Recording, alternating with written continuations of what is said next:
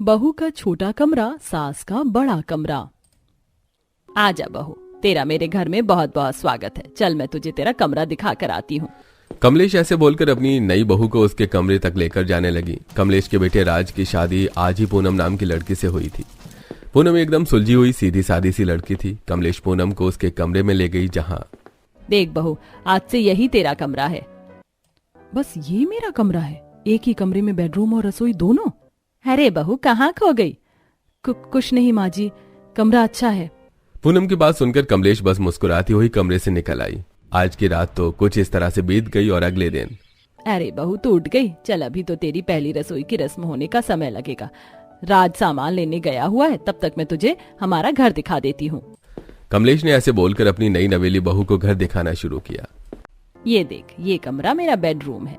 इस कमरे को मैं शाम की चाय पीते वक्त इस्तेमाल करती हूँ, क्योंकि इसकी खिड़की बाहर की तरफ है, जहाँ से अच्छा नजारा दिखता है। इस कमरे में मैंने मसाज के लिए कुर्सी वगैरह रखवाई हुई है। जब भी काम वाम करके मुझे ज्यादा थकान होती है तो मैं यहीं आती हूँ। ये मेरा अलग से बाथरूम है। सभी के लिए मैंने बाथरूम अलग बनवाया हुआ है और ये मेरा है। और ये देख, ये है मेरा आखिरी कमरा। इसमें मेरे कपड़े, मेरे गहने और जूते चप्पल वगैरह रहते हैं। हे भगवान, इस घर में तो कितने कमरे हैं, लेकिन माँ जी ने सब के सब अपने ही अंडर में किए हुए हैं। मुझे एक कमरा दिया जिसमें रसोई भी है। पूनम को कमलेश के 5 कमरों को देखने के बाद अपनी हालत पर तरस आया, लेकिन वो बेचारी कुछ नहीं बोली। कुछ ही देर बाद उसकी पहली रसोई के लिए राशन आ गया, जिससे फिर पूनम ने अपने कमरे में ही अपनी पहली रसोई बनाई। ये भगवान, इस पूरे कमरे में तो धसक ही धसक भर गई। अब क्या करूं? किसी तरह पूनम ने वहीं पर खाना बनाकर सभी को दिया। ऐसे ही अब पूनम को अपने ससुराल में रहते रहते 1 महीना होने को आया था, लेकिन पूनम ने आज तक कमलेश से कोई शिकायत नहीं की थी। अरे नहीं माँ जी, कौन से कमरे में होंगी? हाँ आंटी जी, मैं अभी आपकी बात माँ से करवा रही हूँ। अरे नहीं, मैं तो फिर से गलत कमरे में आ गई। बेचारी पूनम हाथ में फोन लिए तंग हो रही थी, क्योंकि उसे अपनी सास को ढूंढना था। काफी देर तक भटकने के बाद पूनम को कमलेश मिली और उसने उसे फोन दिया। हाँ बोल। अच्छा ठीक है पूनम, आज मेरी 3 सहेलियां घर आ रही हैं, तो उनकी खातिरदारी में कोई कमी ना रहे। जी। सास के एक बोलने पर पूनम घर के कामों में लग गई। उसने पहले सफाई की और उसके बाद वो उनके लिए नाश्ता बनाने लगी। कुछ ही देर बाद कमलेश की सहेलियां आ गईं, जिनके सामने पूनम ने नाश्ता लगाया। क्या बात है कमलेश, ये जालीदार टमाटर का डोसा और ये बेसन का चीला वगैरह सब तेरी बहू ने बनाया है? और नहीं तो क्या। वैसे कमलेश, कैसे रह रही है तेरी बहू? क्या बताऊं, मैंने तो उसे अपने हिसाब से रखा हुआ। एक कमरे में बेचारी रहती है और खाना पकाना भी उसी में करती है। सच में? क्या बात है, तुझे तो बड़ी सीधी बहू मिली है कमलेश। सभी सहेलियां ऐसे ही बातें बनाते हुए खाने पीने लगी। बेचारी पूनम सीधी ही थी, जिसकी वजह से कमलेश उस पर पूरे ऑर्डर चलाती थी। लेकिन कमलेश की ये खुशी ज्यादा दिन नहीं रही। कुछ समय बाद उसने अपने छोटे बेटे अनुज की भी शादी कर दी। अब नई बहू को घर में आए लगभग 1 हफ्ता हो चुका था। भाभी, मैं 1 हफ्ते से खुद को बड़ा संभाल रही हूँ। ये माँ जी चाहती क्या है? इस एक घर में ही रहते हुए इन्होंने बंटवारा सा किया हुआ है। आपके कमरे में रसोई और मेरे कमरे में टॉयलेट और बाथरूम, और बाकी के 5 कमरों में ये खुद मौज से रहती हैं। वो तो है, लेकिन हम कर भी क्या सकते हैं? माँ जी ने जितना हिस्सा हमें दिया है, हमें उसी में खुश रहना चाहिए। मैं ऐसे खुश नहीं रह सकती हूँ भाभी। देखो तो कितना धुआं धुआं है भर गया है आपके कमरे में। ऐसे ही मेरे कमरे में बदबू भर जाती है। मैं 1 हफ्ते बड़ी मुश्किल से शांत रही हूँ, लेकिन अब नहीं। राधिका ऐसे बोलकर अपनी सास के पास चली गई, जो कि आराम से अपनी मसाजिंग रूम में मसाज करवा रही थी। राधिका कमलेश की दूसरी बहू थी। माँ जी। हाँ बोल। माँ जी, आप तो इस तरह से अपनी मसाज करवा रही हैं जैसे ना जाने आपने कौन से पहाड़ खोद दिए हैं। क्या है, क्यों आई है यहाँ? माँ जी, आपने खुद ने ही सारे कमरे हड़पे हुए हैं, हमारा भी तो ख्याल कीजिए। क्या ख्याल करूं मैं तुम्हारा? दिया तो हुआ है तुम्हें 1-1 कमरा। नई नवेली बहू को बस 1 ही कमरा मिलता है। हाँ, और सास खुद पूरा घर हड़पे हुए होती हैं। राधिका। कमलेश ऐसे ही चिल्लाती हुई राधिका के पास आई कि तभी उसकी अपने दरवाजे पर नजर पड़ गई। दरवाजे पर उसकी पड़ोसन खड़ी हुई थी। अरे अरे, वो तो मैं बस अपनी बहू से। नहीं नहीं, आप लगी रहिए, मैं चलती हूँ। अब तो मैं ये बात सारे मोहल्ले में फैलाऊंगी। आज तेरी वजह से पहली बार मेरे घर के कलेश किसी ने देखे हैं। ये भगवान, इतना गुस्सा करके तो अब मेरा सर ही दर्द करने लगा है। पूनम बहू, जाकर चाय बना ला। पूनम चाय बना देगी, अगर आप अपने कमरे में बनवाओ तो। अरे तेरी दिक्कत क्या है?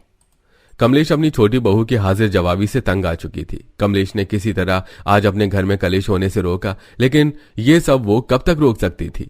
ऐसे ही कुछ दिन और बीते और एक दिन जब कमलेश के दोनों बेटे घर में थे तब राधिका ने कलेश करना शुरू कर दिया। माँ जी, ऐसे तो हमने किसी घर में नहीं देखा कि बेटों के अंडर में एक एक कमरा और सास 5 कमरे हड़प ले। अरे तूने क्या कमरों ही कमरों की अड़ाई हुई है, जब देखो कमरा कमरा कमरा। चल खत्म करती हूँ मैं तेरी ये कलेश, दे दो मुझे एक कमरा, मैं रह लूंगी। आज से ये 5 कमरे तुम्हारे। अरे नहीं नहीं माँ जी, ठीक है, तो आज से आपका हुआ हमारा कमरा और आपके कमरे हमारे। कमलेश ने वैसे तो ये बात बस अच्छी बनने को बोली थी, लेकिन उसकी चाल उसी के ऊपर भारी पड़ गई। अब कमलेश को एक कमरा मिल गया जिसमें रसोई थी और बाकी के कमरे बहुओं ने ले लिए। अब शायद थोड़ा ज्यादा कर रहे हैं राधिका। कुछ भी ज्यादा नहीं है भाभी, माँ जी को ऐसे ही अकल आ सकती है। जब घी सीधी उंगली से ना निकले तो उंगली टेढ़ी करनी पड़ती है। राधिका की बात को पूनम ने मान लिया। अब एक ही कमरे में कमलेश का बुरा वक्त शुरू हो चुका था। अरे नहीं से एक जैसी जगह पर बैठे बैठे तो मैं बोर हो गई हूँ। आओ भाभी, आज तो हम अच्छा अच्छा खाना बनाएंगे। माँ जी कैसा लग रहा है हमारे कमरे में? बहुत अच्छा। अभी और भी अच्छा लगेगा जब हम खाना बनाएंगे। राधिका ऐसे बोलकर खाना बनाने बैठ गई, जहां उसके खाना बनाने से सारे कमरे में धुआं ही धुआं हो गया। ये भगवान, कितना धुआं ही धुआं हो गया है। कमलेश उस कमरे के धुएं से परेशान हो गई। खाना बनाने की काफी देर बाद तक धुआं कमरे में ही भरा रहा। ऐसे ही अब कमलेश को उस एक कमरे में रहते रहते दिक्कत होने लगी थी। उसकी बहुएं आराम से पूरा घर इस्तेमाल करती थी और वो एक कमरे में ही पड़ी रहती थी। सभी काम भी बहुएं वहीं आकर करती थी। आज भी सुबह सुबह दोनों बहुएं नाश्ता बना रही थी कि तभी कमलेश बोली, अरे क्या है, क्यों मेरी रोज की नींद खराब कर देती हूँ। इस कमरे में रहना तो मेरे लिए किसी जेल से कम नहीं है। बस अब बहुत हुआ, अब मैं और यहाँ नहीं रहूंगी बस। क्या हुआ माँ जी, अभी से ही थक गई? हमने तो इसी में कई महीने गुजारे थे। हाँ वो तो माँ जी, मैंने ये चाल आपको समझाने को ही चली थी। अब तो आपको समझ आ गया ना कि घर सभी के लिए होता है, किसी एक के लिए नहीं। हम यहाँ रहते हैं तो ये हम सभी की प्रॉपर्टी है। एक ही जगह में कोई भी सारे काम नहीं कर सकता माँ जी। कमलेश राधिका की बातें गौर से सुनने लगी। अब उसे एहसास हो रहा था कि वो अपनी बहुओं को किस तरह रखती थी। उसने राधिका की सुनने के बाद अपनी बहुओं से माफी मांगी और फिर सभी मिलजुल कर खुशी खुशी पूरे घर में रहने लगे। ये चावल किसने बनाए हैं? बिल्कुल ऐसे लग रहे हैं जैसे चिड़ियों के खाने के लिए हो। सब्जी अच्छी है खाने में। माँ जी, सब्जी मेरे हाथ की और चावल सोनल भाभी ने बनाए थे।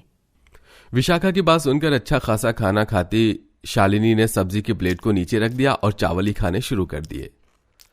माँ, अगर चावल अच्छे नहीं लग रहे हैं तो क्यों खा रही हो? केवल आप चावल ही खा रही हो, सब्जी खा लो ना। वो मेरे मुंह से ना गलत निकल गया था। चावल तो बहुत मजेदार है, ये सब्जी है कि कोई देखे भी ना। शालिनी की बात सुनकर विशाखा को काफी दुख सा हुआ और माँ जी, अगर मेरी बनाई हुई सब्जी अच्छी है तो आप तारीफ कर दीजिए। जरूरी नहीं कि हर रोज मुझे नीचा ही दिखाया जाए। विशाखा की बात सुनकर शालिनी भड़क गई और तो मुझे कभी भी सुकून से कुछ भी खाने मत देना। तूने तो सोच ही लिया है कि मुझे किलसा किलसा कर मार देगी। रुक, अभी तुझे ही बताती हूँ। माँ, विशाखा ने तो ऐसा कुछ बोला भी नहीं था जो आप इतना गुस्सा हो गई। हाँ, तुझे तो कभी भी इसकी बात गलत लगती ही नहीं है। ये रोजाना मेरे पीछे पड़ी रहती है, मेरी बहू से जलती है। जा ले जा इसको अमित कमरे में, नहीं तो आज ना जाने मेरे हाथों से क्या हो जाएगा। शालिनी के बोलने पर गुस्से में अमित डाइनिंग टेबल से उठ गया और विशाखा का भी हाथ पकड़कर उसे कमरे में ले गया। शालिनी की 2 बहुएं थी, विशाखा और सोनल। सोनल घर की बड़ी बहू थी और शालिनी की पसंद की थी। वहीं विशाखा शालिनी के बेटे की पसंद थी, इसलिए शालिनी को विशाखा जरा सी भी पसंद नहीं थी। घर में बेवजह की कलेश के बाद विशाखा अपने कमरे में जाकर रोने लगी। अमित जी, मेरी क्या गलती थी जो माँ जी ने मुझे इतना कुछ सुना दिया। अरे ये तो सभी जानते ही हैं और बाबा तो कई बार कह भी चुके हैं कि मैं खाना अच्छा बनाती हूँ, लेकिन पता नहीं माँ जी क्यों मुझसे ऐसी उखड़ी उखड़ी रहती है। मुझे नहीं लगता कि मैं कभी माँ जी का दिल जीत भी पाऊंगी। तुम अपनी अच्छाइयों से ऐसे ही माँ का दिल जीत लोगी जैसे तुमने मेरा जीता था। विशाखा, तुम दुखी मत हो। अमित ने विशाखा को संभाल लिया। घर में रोजाना किसी न किसी बात पर कलेश होना तय था। आज भी दोनों देवरानी जिठानी साथ साथ खाना ही बना रही थी कि तभी ये विशाखा बहुत घमंड दिखाती है अपने बनाए हुए खाने पर। आज देखती हूँ। सोनल ने ऐसे सोचकर विशाखा की बनाई हुई सब्जी में उसकी आंखों के सामने ही पूरा मिर्ची का डिब्बा उड़ेल दिया। भाभी, ये क्या किया आपने? अब इतरा कर दिखाना अपने बनाए हुए खाने के ऊपर। प्यारी विशाखा, बहुत घमंड है ना तुम्हें। घमंड मुझे नहीं, आपको है भाभी, वो भी ना जाने किस बात का। बहुत अच्छी समझती है ना माँ जी आपको। अब देखिए, मैं जाकर बताऊंगी आपकी सच्चाई माँ जी को। विशाखा काफी गुस्से में थी, लेकिन उसने कुछ गलत नहीं किया। उसने कढ़ाई को उठाया और वो उसे शालिनी को दिखाने के लिए ले गई। माँ जी देखिए, सोनल भाभी ने क्या किया, मेरा बनाया हुआ खाना बिगाड़ दिया। विशाखा एक उम्मीद से अपनी सास के पास गई थी कि उसकी सास आज उसका साथ देगी, लेकिन अच्छा, तो ये सोनल ने किया है? झूठी मक्कार, कुछ और नहीं मिला तो मेरी बहू पर झूठे इल्जाम ही लगा रही है। तू इतनी सीधी नहीं है जो तूने कुछ ना किया हो। तूने ही कुछ किया होगा तभी सोनल ने ये कदम उठाया। नहीं माँ जी, मैंने भगवान कसम कुछ नहीं किया, मैं तो बस आराम से खाना। बस बहुत हुआ, चल निकल जा मेरी आंखों के सामने से। नहीं माँ जी, आज मैं नहीं निकलूंगी। आप कब तक सच को अनदेखा करती रहेंगी? आपकी बड़ी बहू अच्छी नहीं है। अच्छा, तो अब तू मुझसे आवाज को ऊंचा करके बात करेगी? अपनी हद में रह, समझी? शालिनी के घर में आज फिर से इस बात के ऊपर कलेश शुरू हो गया, लेकिन विशाखा इस बार चुपचाप नहीं रही और उसने अपने हक की बात कही। काफी देर तक लड़ाई चलने के बाद शालिनी बोली, अजी सुनिए, मैं इस लड़ाकू के साथ नहीं रह सकती हूँ। मैं तो आज ही अपने घर का बंटवारा कर रही हूँ। अमित, तू अपनी पत्नी के साथ दूसरी मंजिल पर जाकर रहने लग। सुनिए, अब मुझसे इसकी शक्ल और नहीं देखी जाएगी। इसे दूसरी मंजिल पर शिफ्ट करवा दीजिए। शालिनी की रोज रोज की लड़ाइयों से सभी परेशान आ गए थे, जिसकी वजह से अमित का बाप भी कुछ नहीं बोला और घर का बंटवारा हो गया। अमित और विशाखा को घर की दूसरी मंजिल मिल गई और सास ससुर सोनल और सोहन के साथ नीचे ही रहने वाले थे। अमित ने 2-4 लोगों को बुलाकर अपने सामान को ऊपर रखवाया और तो अब से ये हमारा घर होगा। नीचे के मुकाबले तो इसमें बहुत कम सुविधा है, साथ ही इसका लेंटर भी ज्यादा ठोस नहीं है। लेकिन चलिए, रोज रोज की कलेश से अच्छा है कि हम किसी तरह यहीं पर रह लेंगे। सही कहा तुमने विशाखा। अमित और विशाखा के घर की मंजिल नीचे वाली मंजिल से बिल्कुल अलग थी। उसमें बस बिना प्लास्टर हुआ एक ईंटों का कमरा था और आंगन वगैरह सब खुला हुआ था, लेकिन विशाखा घर की सुख शांति के लिए उसी में रहने को राजी हो गई थी। अमित जी चलिए, रात हो रही है तो अभी सो जाते हैं। इसमें कहाँ कैसे क्या चीज रखनी है वो हम कल देखेंगे। ठीक है। अमित और विशाखा दोनों अपने कमरे में सोने को लेट गए। वो काफी थके हुए थे, लेकिन ऐसे में ही बारिश शुरू हो गई। उनका लेंटर पक्का नहीं था, जिसका नतीजा ये सामने आया कि उनके कमरे में पानी टपकने लगा। ये भगवान, सारा कमरा टपक रहा है, बाहर तो छत भी नहीं है। इस बारिश को भी आज ही आना था विशाखा, यहाँ हमसे सोया नहीं जाएगा। चलो नीचे चलते हैं, मैं माँ से पूछ लेता हूँ। अमित ने ऐसे बोलकर नीचे अपनी माँ को बहुत आवाजें लगाईं, लेकिन किसी ने भी उसकी आवाजों का जवाब नहीं दिया, जिसकी वजह से उन दोनों को टपके में ही रात गुजारनी पड़ी। ऐसे ही सिलसिला जारी था। अमित और विशाखा रोजाना किसी न किसी चीज से परेशान ही वक्त गुजारते थे। एक रोज विशाखा चूल्हे पर खाना बना रही थी कि उसने जाल में से अपनी सास को देखा। ये क्या, माँ जी पोछा लगा रही है, लेकिन क्यों? मर गई रे।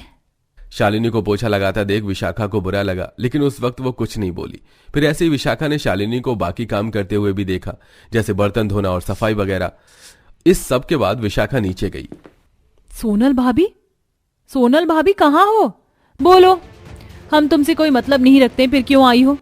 मैं कई दिनों से देख रही हूँ, कभी माँ जी पोछा लगाती हैं तो कभी झाड़ू बर्तन करती हैं। आप क्यों करवाती हो उनसे इतना काम? उनकी उम्र नहीं है ये सब करने की, समझ आया? ओह, तो सास से जबान लड़ाने वाली मुझे सीख देने को आई है?